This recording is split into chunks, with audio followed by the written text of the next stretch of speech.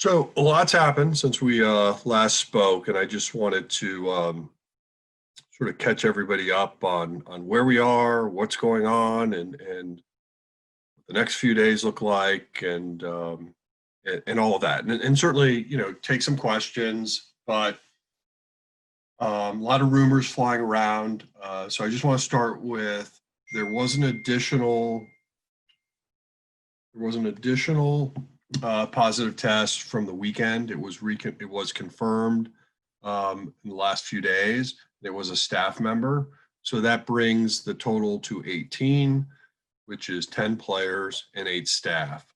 I think the one piece of positive news in this is we can trace this back to when we returned to St. Louis. And so really this person falls into that group that tested positive late last week. And so given that fact, we feel like we have been quarantined since last really Thursday night. And so we've had no gatherings since then. So what does that mean moving forward? What that means is we do think there's a chance we could play this weekend. We're scheduled to play 2 on Saturday against the White Sox, and we probably could have tried to get tomorrow night's game in, but from our medical staff's perspective, they thought getting one extra day of not gathering made the most sense. And so we had requested that we could push Friday's game to Saturday. They agreed. And, obviously we're still we tested today. We're still hopeful we come back negative. We anticipate that to be the case. And then of course we'll test tomorrow. And really we'll be on a sort of a daily testing regimen, at least for the first road trip for sure. But confidence of getting back to play is very real. And, we're excited about that. So what does that mean? I mean, we have 10 players basically on the COVID. We know we're playing a doubleheader on Saturday.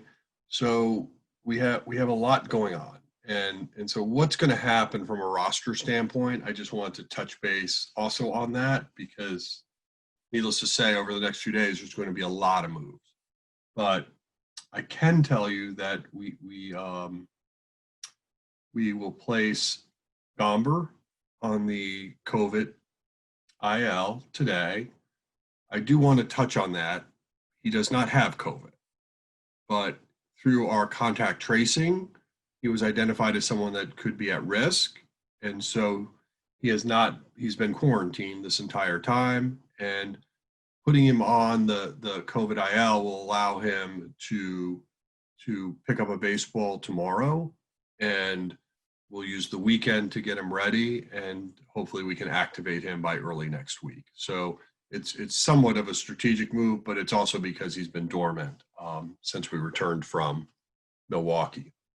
Now, we will be adding 3 additional players to our Springfield site with Pedro Pages, Brian Dabowski, and Kramer Robertson. And they've all been cleared, and so they will begin participation. We also have some moves at the major league level, and all these gentlemen I'm about to list will be making their major league debut when they play. So Dylan Carlson, Seth Elledge, John Nagowski. We will recall Mr. Sanchez, and we will have Rob Kaminsky also added. We will probably designate Sanchez as our 29th man for the doubleheader, and subsequently then we'll have corresponding moves throughout the week, because we play doubleheader on Saturday, doubleheader on Monday, doubleheader on Wednesday. So a lot of baseball coming, but really excited that we have the green light to proceed. So that's my update. A lot going on there, but happy to take a few questions. And I thank you all for your patience, because I thought we would have been talking about this hours ago. Mo, are you able? Oh, how will you get to Chicago? How will the players and team get there? So to avoid any gathering at this point, there will be one bus that goes up on the individuals that are completely cleared, that are no risk of any spread. Obviously, a majority of that group is from Springfield, and then of course the rest we're doing something quite different. We are renting a lot of cars, and individuals will drive up by themselves, solo, and they should be getting up there in early evening. I should also point out we'll also be adding 2 coaches. I forgot to note that as I'm looking at my notes. And Jose Oquendo will come up as our as a coach, likely third base coach, and then we'll also be adding Espinosa, who's been working down in our other camp, and then we are having additional coaches once they get cleared to join the Springfield group.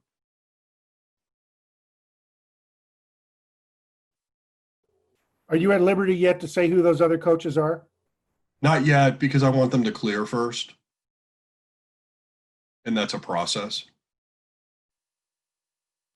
Mo, are you able to run down who is part of your active major league coaching staff? I understand there's a privacy element involved for folks who tested positive, but can you run down who is part of your active major league coaching staff? I mean, obviously, you guys can reverse engineer that when we get back on the field, but because of HIPAA, I don't have the green light to do that. Mo, so what's the next step for the club? What time are they planning on leaving? What time will they take the field in Chicago to practice? We're not anticipating any practice in Chicago tomorrow. We will have a departure time that'll be somewhat rolling tomorrow, because we do have the ability to get some people on the field, but we're going to do it in a much more strategic approach where it's just individualized. So there'd never be more than 2 players on the field at one time. And then, so really tomorrow it'll just be a rolling exit up to Chicago. Mo, where are, to the extent that you can tell us, where are the guys who have now gone 10 days between since their first positive test? Where are they in the process of returning? Could they join you in Chicago then at some point? Or No, I wouldn't anticipate that, because first off, you have to have 2 negatives, or you have to show that you have antibodies. So we haven't even begun that testing yet for a couple of the people that have shown that they have been negative. But I would anticipate over the next 2 to 3 days, we might see some people fall into that category, which is good news. But in terms of actually like meeting us in Chicago, I would say very unlikely, because we have to get them back to playing. And these people have not been doing anything. Well, has there been anything finalized in terms of rescheduling the games that were postponed with the Cubs last week into the series in Chicago next week? Has that been set up? Major League Baseball will likely have a scheduling announcement sometime tomorrow. Well, how do you feel about jumping right back into games, after this long layoff without really much organized workouts and, participation on the field? You put a lot of trust and faith in what players have been trying to do when they've been at home. And, overall, I feel like the vibe of the group has been very good. And so, candidly, I suspect that it might look a bit rusty, but we're happy to be back playing baseball. So, that's what we hope for. Do you have any information on the pitching plans for the weekend then? I think Waino has game 1. I believe game 2 would be more of a bullpen game. And I think Dakota has game 3. Thank you. Mo, have you had any players reach out to you about potentially Mo, can you wanting to opt out of the season? And as far as the opt-out, no, I haven't. Have you had any coaches come to you about that? Again, those types of conversations are private, and in time they'll probably come out.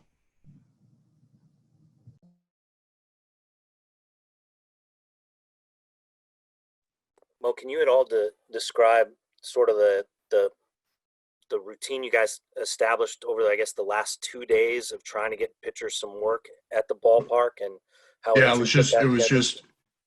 was a very tight schedule, and it was one where there was never more than one player on the field at one time with a coach and a trainer.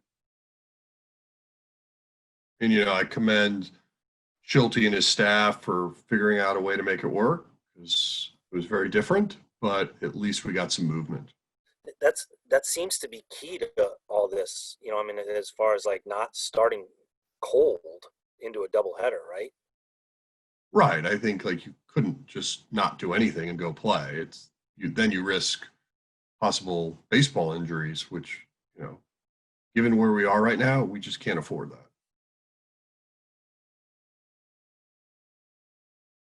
So all the players that you mentioned that were coming up, they're going onto the active roster, not just the taxi squad, correct? Correct. There'll be additional names put on the taxi squad, but we'll go into that over the next few days.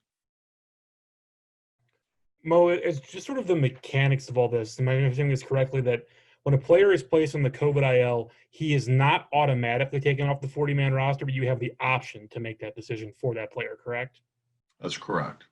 Is there a way that we could, before play resumes on Saturday, see a published version of what the 40-man roster looks like at that point in time? As I'm sure you can understand, it's really impossible for us to kind of track it. Obviously not my first concern that you have our 40, but I'll see what I can do. Mo, the young players that are coming up from Springfield, what advantage do they have, or what advantage is it to you, what they've been able to do in Springfield as far as, I mean, they're the ones that have been getting competitive reps at this point for so long. Yeah, I would think they're in a good spot to go compete, which, that's important right now. And, all of them had very good camps down there, and feedback from Okendo and others was extremely positive. So, given where we are, it's nice that we can add some fresh bodies to what we're dealing with.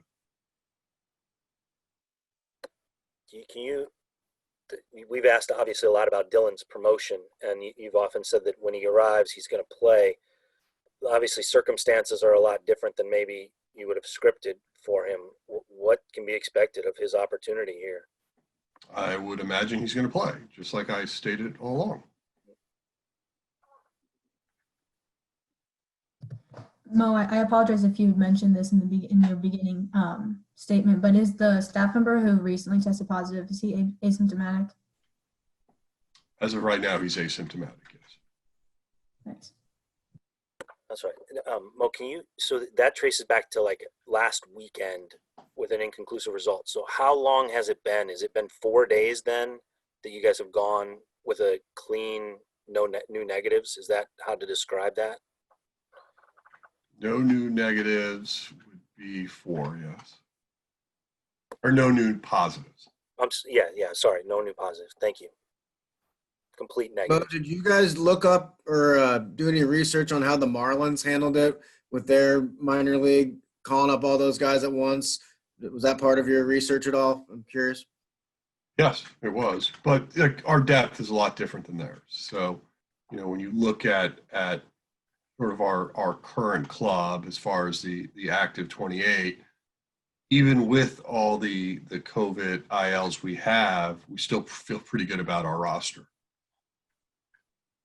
Mo, have any of the moves you've made so far required any kind of special dispensation from MLB, or were you able to do everything within the established protocols as they were set up at the start of the season? Everything was done within the established rules. John, I know you don't have many answers as far as the roster is concerned right now, but with the call-ups, pending their success, hypothetically speaking, if they do play well, does that cause a problem for you guys to bring back the former players that were already on the Major League club? No, not really. I think when I look at our current club, I mean, obviously there's places where we clearly have some depth, and there's some places that we're a little lean. When you look at middle infield and you lose DeYoung and Sosa, that's a place where, at some point we certainly will welcome back them to add to the club. And then when you look at really sort of the pitchers that we've lost through all this, that just makes us stronger at some point. So the fact that we play potentially 10 doubleheaders, it's, we're going to utilize all these players at some point. And I think the real complication will be just managing how to keep fresh arms and how to keep that roster churning in a healthy way. Mo, understanding you guys are happy to be getting the opportunity to play again, but with the roster shuffling and guys, so far removed from playing, how big of a challenge is it going to be to get back on the field and be the best you can be? I don't know. We'll find out. It's the hand we're dealt. No one's going to listen to us complain. No one's going to hear us whine. It's, come 1:15 on Saturday, we're expected to play. So those are the rules. Well, between the upcoming double headers and also just the roster situation right now, what kind of opportunity does that give a young catcher like Andrew Kisner? Well, obviously he's going to get a lot of opportunity to play given the double headers. And, obviously I think when you look at, his potential against left-hand pitching too, that's something that we should make sure we're cognizant of. And, I think, last year he distinguished himself fairly well, but with Yachty and Weedy, it was hard for him to get time unless one of them was hurt. But unique opportunity, and hopefully he makes the most of it. Mo, do organizational expectations change given the circumstances of all this? I mean, this is a team that obviously came into this year as a contender and with championship aspirations. Given what you all have gone through and are going to go through with all this turnover and the number of double headers, do you have to recalibrate what that expectation looks like for the remainder of this season? I don't think so. We're 2-3. Obviously it's when you look at our schedule or potentially what it looks like, it's daunting. It's everybody would agree it's not going to be easy, but if this team clicks, it's going to be very good. And so that's what we believe. So in terms of deciding today, just because it's daunting, we're going to wave the white flag, I think that wouldn't be the right answer. So we're going to approach this as if, candidly, we're getting a second chance. And now that we have a second chance at this season, we should make the most of it. Mo, can you describe the last 24 hours for you? Was that really when it came into view that a return to play was starting to manifest? No, it's really been the last 72. When we got that last positive, it was not a surprise. Contract tracing sort of indicated that might be possible. So really not having anybody else pop was the good news. That was encouraging. And so I think from a standpoint of, where we've been mentally, every time test results come, we get nervous. We want to make sure that they're all negative. But I will say over the last couple of days, it felt like that's the direction we were going to go.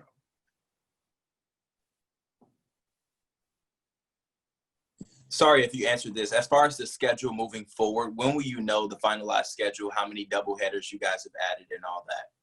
As I stated, Major League Baseball will likely release that tomorrow.